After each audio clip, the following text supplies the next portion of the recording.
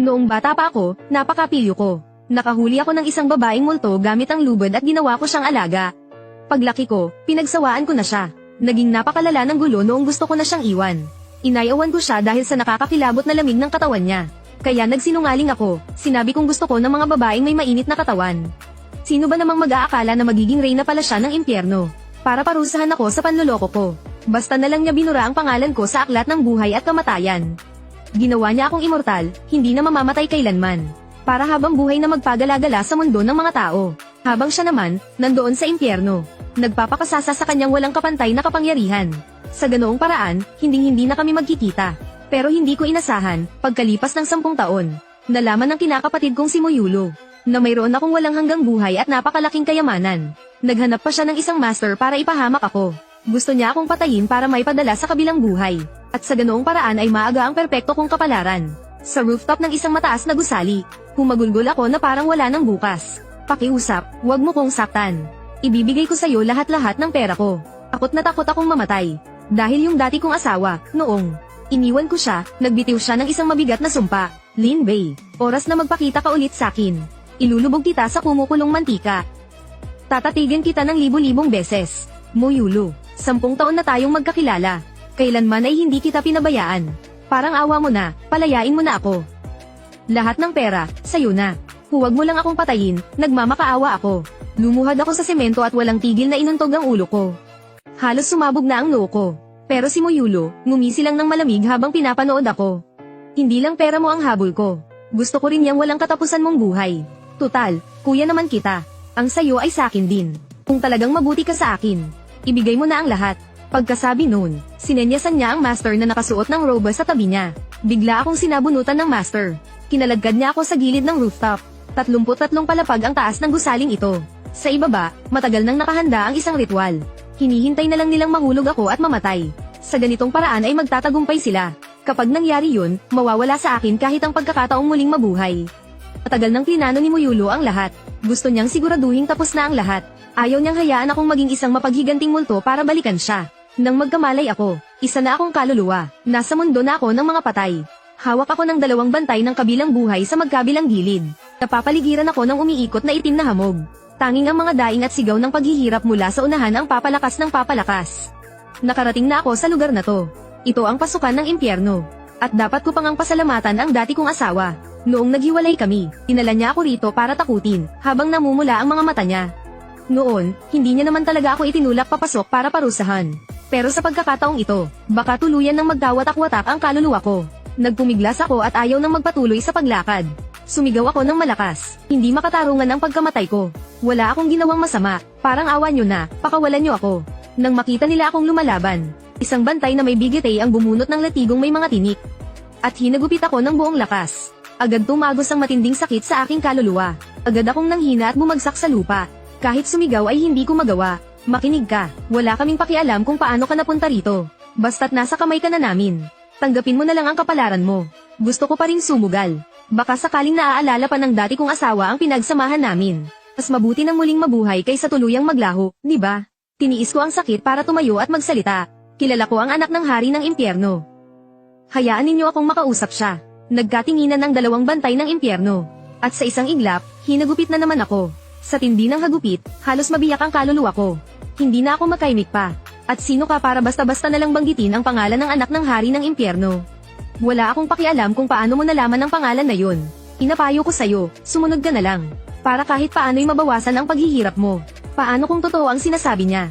Baka magkaproblema pa tayo. Anong kinatatakot mo? Sinabi na nung maestro. Hindi maganda ang pinagmulan ng taong to. Wala naman ang pangalan niya sa aklat ng buhay at kamatayan. May alam lang yang itim na mahika. Kaya normal lang na malaman niya ang pangalan ng anak ng hari. Hay nako, ang duwag mo. Hindi to malalaman ng nakatataas sa atin. Tumatanggap tayo ng pabuya para sa trabahong to. Bilisan mo na, baka kung ano pang mangyari kapag pinatagal natin. Noon din ay naintindihan ko. Siguradong kasabwat sila, noong mistrang hinanap ni Moyulo.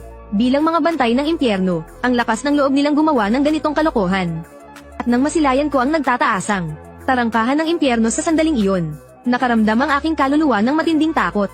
Hindi nito mapigilan ang panginginig. Ngunit sa sandaling iyon, isang boses ang narinig mula sa malayo na unti-unting lumalapit. Ito ba ang bagong dating? Dumaan na ba to sa proseso ng paghatol? Si Hei Watchang. Kilala niya ako, Lao Hei. Pagsigaw ko pa lang, agad na tinakpan ng bantay ang bibig ko.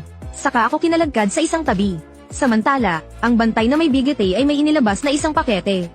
At may pilyong ngiti na nanunuyo. Kuya Black, bakit po napadaan kayo ngayon? Heto, tikman nyo tong galing sa mundo ng mga buhay. May sipa to, huwag mo kong daanin sa ganyan. Tinatanong kita, dumaan na ba sa paglilitis ang kaluluwang yun? Opo, dumaan na. Siyempre po, wala po kaming lakas ng loob na di sumunod sa patakaran. Kayo po ni Ate Bai ay palaging abalang-abala. Magpahinga naman po kayo pag may pagkakataon. Hindi na muling nagsalita si Hei Watchang. Masyadong makapal ang hamog. Hindi maaninag ni Hei Watchang ang itsura ko. Natakot akong baka ito na ang huli kong pagkakataon. Buong lakas kong kinagat ang kamay na nakatakip sa bibig ko. Sa sakit, binitawan ako ng bantay. Sinamantala ko ang pagkakataon at tumakbo ako papunta kay Hei Watchang. Pero isang sipa lang mula sa bantay, bumagsak ako sa lupa. Pagkatapos, mariing tinapakan ng bantay ang mukha ko. Pumasok ang buhangin mula sa lupa sa bibig ko. Hindi ko mailuwa, at wala akong mailabas na kahit anong tunog. Pero sa kabutihang palad, nakuha ng ingay ang atensyon ni Hei Watchang. Anong ginagawa nyo? Wala po, makulit lang po itong kaluluwa. Nandito na nga't lahat, nagpupumiglas pa. HMP, lahat ng napupunta rito, walang mabuti. Huwag nyo na pong dungisan ang paningin nyo. Mag-ingat ka sa ginagawa mo. Lahat ng mga yan, puro kasamaan ang ginawa noong nabubuhay pa. Walang dapat magkaaberya kahit isa sa kanila. Ipasok mo na sila, bilis. Habang pinapanood kong tumalikod si Hei Watchang at maglaho sa hamog, namatay na rin ang pag-asa ko. Ang bantay na may bigete, pagkatapos magpaalam ng yuko kay Hei Watchang. Sumugod sa akin at pinagsisipa ako. Tapos, kinuha niya ang hawak niyang latigo at ibinuhos ang galit sa katawan ko. Hindi nagtagal, wala nang makita sa katawan ko model. Walang kahit isang buong parte sa akin. Ang kaluluwa ko'y puno ng mga sugat. Matapos ilabas ang galit, saka hinawakan ng bantay na may bigete ang baba ko. Buwisit kang bata ka, muntik mo nang sirain ang diskarte ko.